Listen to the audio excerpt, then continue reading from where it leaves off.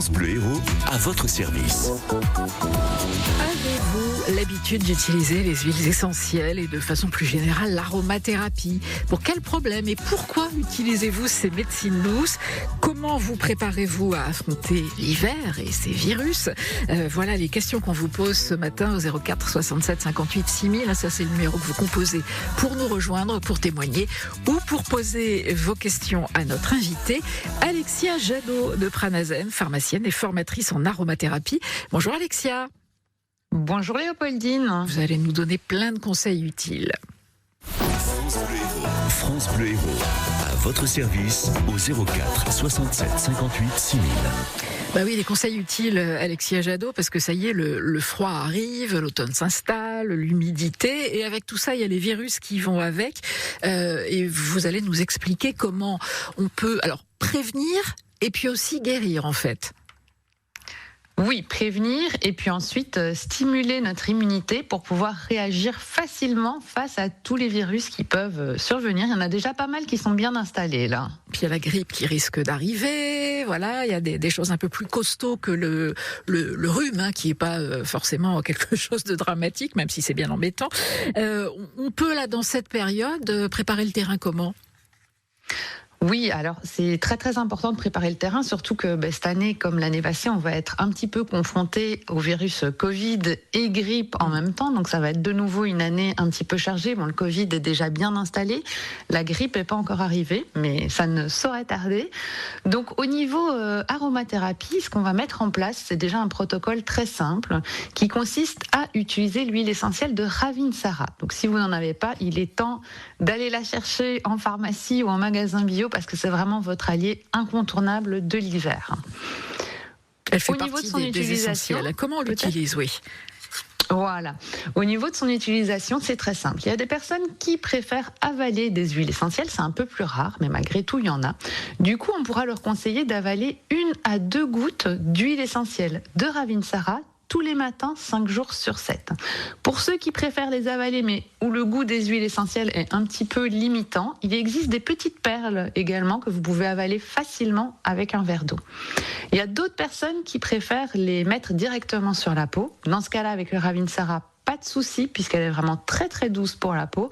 Et on va conseiller d'aller en appliquer 1 à 2 gouttes sur les poignets. On frotte poignet contre poignet.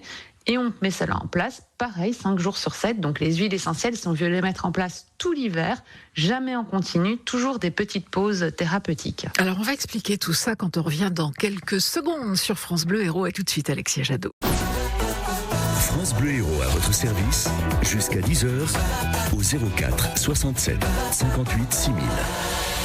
On parle de l'utilisation des huiles essentielles ce matin avec Alexia Jadot, qui est formatrice en aromathérapie. Chaque huile essentielle a ses usages spécifiques. Et ça, c'est pas en même temps, je l'ai cherché, c'était pas facile à dire. Et sa façon d'être utilisée. Vous nous disiez à propos du Ravinsara que on le prenait pendant un temps et puis qu'il fallait faire des pauses. Pourquoi on prend pas sur la durée ? Alors, le problème des huiles essentielles, c'est qu'elles sont solubles dans le gras, dans l'huile. Donc, c'est de ça qu'elles tiennent leur nom de huile essentielle. Et donc, notre corps va stocker les huiles essentielles au lieu de les éliminer. Alors, des petites doses, c'est pas grave parce qu'on est capable de les éliminer, mais que si on met une pause. S'il n'y a pas de pause à un moment donné, on peut accumuler dans notre corps de toutes petites doses qui, au bout de plusieurs mois de stockage, deviendront des doses significatives et potentiellement toxiques. C'est pour ça qu'il faut bien avoir cette règle en tête. Quelle que soit l'huile essentielle que vous désirez utiliser, toujours 5 jours sur 7 si c'est sur du long terme. Et dans ce cas-là, vous ne serez pas confronté à quelques contre-indications, effets secondaires que ce soit. Et par rapport à la façon de les prendre, vous disiez il y a des gens qui préfèrent les mettre sur la peau, d'autres qui préfèrent les avaler. Ça, c'est valable pour toutes les huiles essentielles ou il y en a qu'il faut vraiment prendre d'une façon ou d'une autre ? Eh bien, il y a des huiles essentielles qu'il faut vraiment prendre d'une façon ou d'une autre. Les huiles essentielles qui sont dermocaustiques sur la peau, donc vraiment très très caustiques, on fera attention et on les prendra plutôt par voie orale dans une formulation, dans une capsule qui fait qu'elles sont déjà dissoutes dans de l'huile végétale pour éviter toutes sortes de toxicités.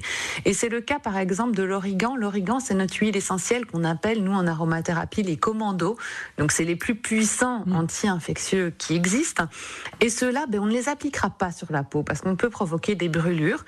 Et on trouvera en pharmacie, en magasin bio, des capsules prêtes à l'emploi d'origan qu'à chaque fois on prendra par voie orale. Donc on avalera.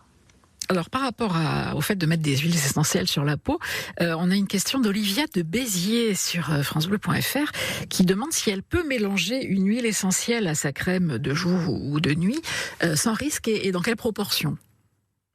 Ah, ça, c'est une excellente question parce que très souvent, il y a des femmes qui font des préparations cosmétiques à base d'huile essentielle et qui donc disent, avec cette règle d'interruption de pause thérapeutique, alors je ne peux pas mettre ma crème de jour tous les jours. Il faut que je fasse aussi une pause le week-end. Alors, il faut savoir que dans les crèmes de jour, la proportion d'huile essentielle est au maximum à 1%. Donc on ne mettra pas plus de 1% d'huile essentielle et on considère à ce dosage-là qu'il n'y a pas de raison de faire une pause thérapeutique. Donc c'est vraiment une exception dans notre pratique d'aromathérapie. C'est la fabrication de soins cosmétiques à une dilution de maximum 1% ne nécessite pas de pause thérapeutique et donc vous pouvez bien sûr appliquer votre crème de jour anti-âge aux huiles essentielles tous les jours de l'année. Et on peut soi-même rajouter sa goutte d'huile essentielle dans une crème du commerce.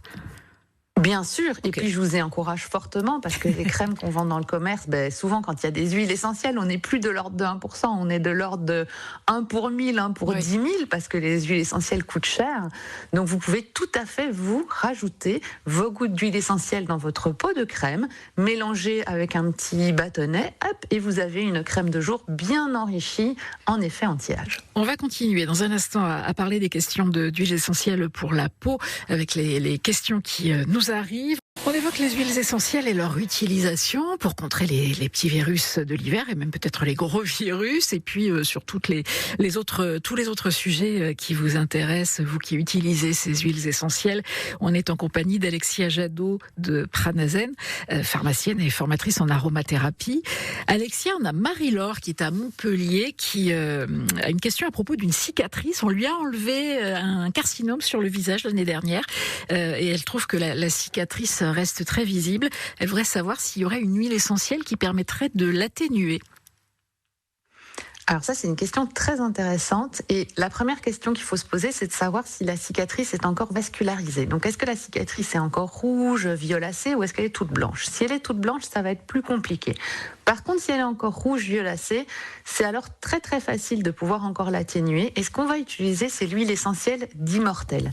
L'Immortel est vraiment l'huile essentielle qui va permettre, si on veut, d'assouplir la cicatrice et de faire en sorte qu'il n'y ait plus de kéloïdes et qu'elle ne soit plus du tout visible. Comme c'est sur le visage, on va la diluer dans une huile végétale et on va prendre l'huile végétale de rose musquée. La rose musquée a un effet exfoliant sur la peau et c'est pour ça qu'on va vraiment avoir de superbes résultats. Tout à l'heure, on a parlé d'un soin visage, on a dit maximum 1%. Comme ici, on parle d'un soin localisé sur une cicatrice, on va monter de 3 à 5% de notre dilution d'Immortel dans l'huile végétale de rose musquée. Vraiment d'excellents résultats, donc je lui conseille vraiment d'essayer cette synergie. Mais on tapote, on masse pour faire pénétrer ? Oui, c'est ça. Donc elle va préparer un petit flacon qui sera prêt à l'emploi, et ensuite elle va le prendre et elle va aller le masser. Il est important de masser bien au niveau de la cicatrice pour vraiment que la cicatrice s'affine, les kéloïdes disparaissent et finalement elle devient quasi invisible, la cicatrice. Ok, voilà, bon conseil pour vous Marie-Laure. Mylène qui est à Vias nous dit qu'elle utilise régulièrement de l'huile végétale d'argousier qu'elle adore, mais que la dernière fois qu'elle a voulu en acheter, elle n'a pas retrouvé sa marque habituelle et que celle qu'elle a trouvée n'a ni la même couleur ni la même odeur et du coup elle s'inquiète un peu. Est-ce que c'est normal qu'il puisse y avoir des différences ? Je comprends qu'elle s'inquiète. Alors, il est normal qu'il puisse y avoir de légères différences puisque les huiles végétales sont extraites du monde végétal et donc sont vivantes en fonction des conditions climatiques qu'il y a eu, de l'ensoleillement. tout cela peut changer, mais pas énormément. Donc, c'est-à-dire que l'argousier devra quand même toujours avoir une couleur orangée, puisqu'il est très riche en bêta-carotène. Et au plus il sera orangé, au plus il sera riche en bêta-carotène. Au niveau de l'odeur, on peut avoir aussi une légère variation, mais légère de nouveau, à savoir que si, quand vous ouvrez votre flacon d'huile essentielle, l'odeur vous semble un petit peu rance, mais c'est que votre huile essentielle n'est plus du tout bonne. L'odeur doit toujours être plus ou moins agréable. Dès qu'on a la sensation que l'odeur n'est pas agréable, c'est que l'huile végétale n'est plus bonne. Parce qu'elle peut s'altérer, parce qu'elle a été mal conservée ou qu'elle est de mauvaise qualité à la base. Oui, donc tout à fait. Les huiles végétales sont extrêmement fragiles. Généralement, on espère qu'elles sont de bonne qualité à la base, mais si elles sont mal conservées, si elles ne sont pas dans un endroit frais, si elles ont subi de la chaleur, le soleil, eh bien, elles peuvent très facilement s'oxyder et beaucoup plus rapidement que les huiles essentielles. Donc, les huiles végétales sont très, très oxydables et donc très rapidement deviennent rances, un peu comme du beurre rance, et on le sent très rapidement au flacon. Et juste une précision, puisque Mylène nous parle de cette huile végétale d'argousier, vous nous en aviez parlé, Alexia Jadot. Rappelez-nous rapidement quelles sont ses vertus, ses propriétés. L'argousier va aussi être un très très bon cicatrisant, comme la rose musquée, qui elle aussi est très riche en bêta-carotène, et va aussi être un très bon anti-âge. Donc l'argousier, très très riche en vitamines, minéraux, antioxydants, on va vraiment l'utiliser dans nos soins anti-âge. En plus, elle a cette belle couleur orangée qui fait qu'elle nous donne un effet un peu autobronzant naturel également. Il ne faut pas s'en priver. Non. Vous restez avec nous, Alexia Jadot. On a parlé tout à l'heure du Ravintsara. On va revenir sur les huiles essentielles à avoir dans son arsenal antivirus lorsque arrive la saison hivernale. On en parle avec vous juste après. On parle huile essentielle ce matin avec Alexia Jadot, qui est formatrice en aromathérapie. Les huiles essentielles efficaces en préventif, mais aussi en curatif. Alors, vous avez évoqué, Alexia, tout à l'heure, le Ravintsara pour la prévention des virus qui arrivent. La grippe n'est pas encore là, mais la campagne de vaccination a commencé pour ceux qui sont concernés. En tout cas, il y a d'autres huiles essentielles à avoir dans son arsenal thérapeutique pour venir à bout de tous ces petits bobos de l'hiver.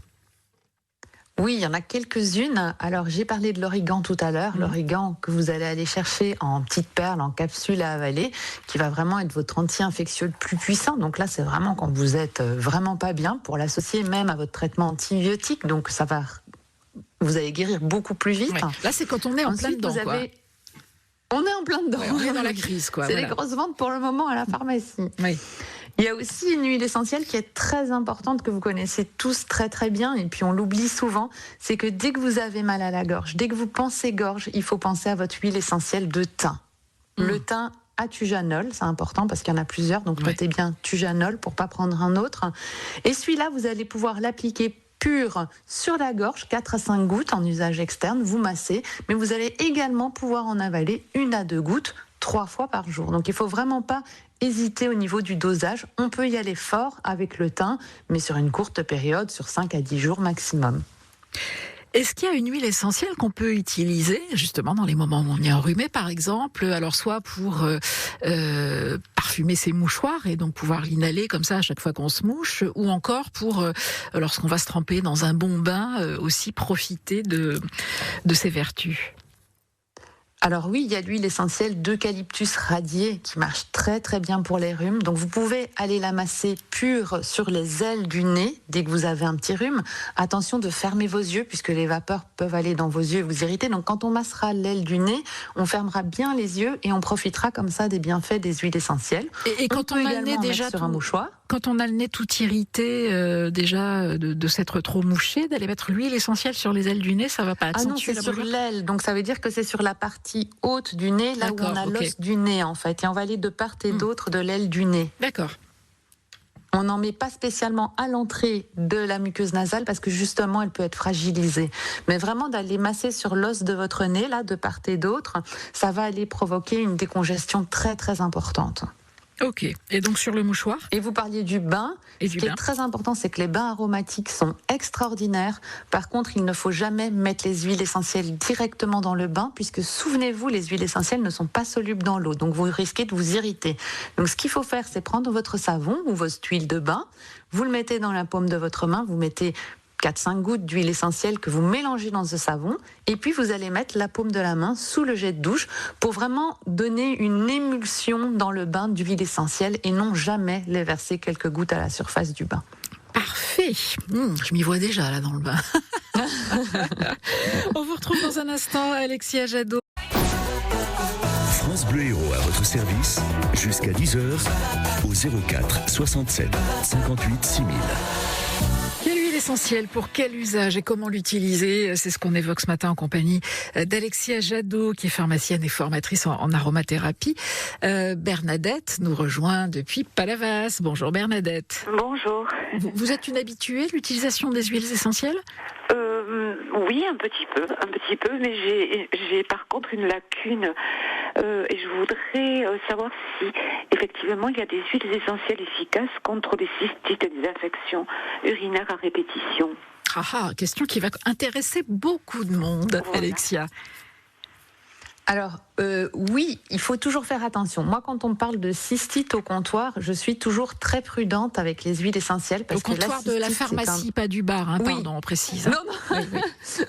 Au comptoir de la pharmacie, je suis toujours très, très prudente parce que les infections urinaires, c'est des germes qui sont pas très sympathiques et qui peuvent facilement monter vers les reins. Donc, vraiment, l'infection peut être très grave. Donc, il faut vraiment faire attention de ne pas conseiller des huiles essentielles et finalement laisser la patiente avoir une infection rénale grave et sévère et puis avec les conséquences gravissimes qui peuvent se produire. Donc ce qu'on fait, c'est qu'on va aller se diriger vers un mélange origan. On disait origan, c'est les commandos les plus puissants. Et un mélange origan, mais aussi cannelle. Parce que cannelle est très très anti-infectieux et notamment sur les germes qui peuvent coloniser la vessie. Donc on va l'acheter dans le commerce prêt à l'emploi. Il y a beaucoup de marques qui le font. Un mélange qui contient origan et cannelle sous forme de perles à avaler. Mais on va toujours conseiller à la personne pour les infections urinaires, puisque souvent elle nous dit mais j'ai pas le temps d'aller chez mon médecin là tout de suite aujourd'hui, ou il ne peut pas me prendre aujourd'hui.